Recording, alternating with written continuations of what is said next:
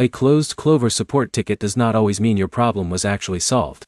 In many cases, it simply means the support system marked the conversation as complete, because the issue was considered resolved, the ticket became inactive, or support believes they already provided an answer. By the end of this video, you'll know why Klover support tickets get closed, how to reopen the conversation if your problem isn't fixed, and what to do to get a faster response.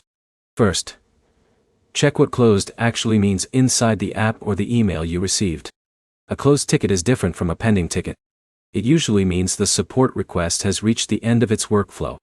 If your advance, account, verification or payment issue is still happening, don't assume the case is permanently over. The next step is to read the final response carefully.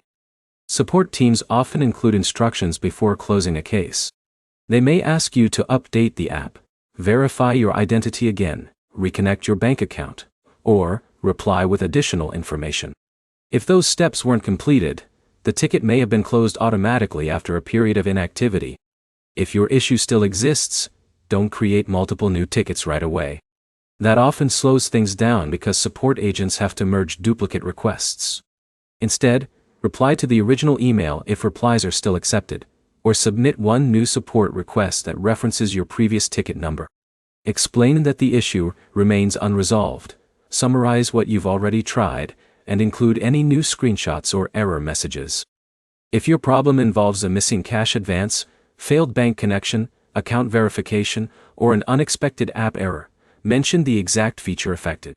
Specific details make it easier for support to continue from where the previous conversation ended, instead of asking the same questions again. While you're waiting, make sure your Klover app is updated to the latest version, your internet connection is stable, and your linked bank account is still connected correctly. If the problem is caused by a temporary service issue, reopening the ticket immediately may not speed up the fix. To recap, a closed Klover support ticket doesn't always mean your issue is fixed. Read the final response. Avoid opening duplicate requests, and reference your previous ticket if you need additional help. As a practical next step, gather your screenshots and ticket number before contacting support again. If this video helped, like it, subscribe, and check out our other Klover troubleshooting guides.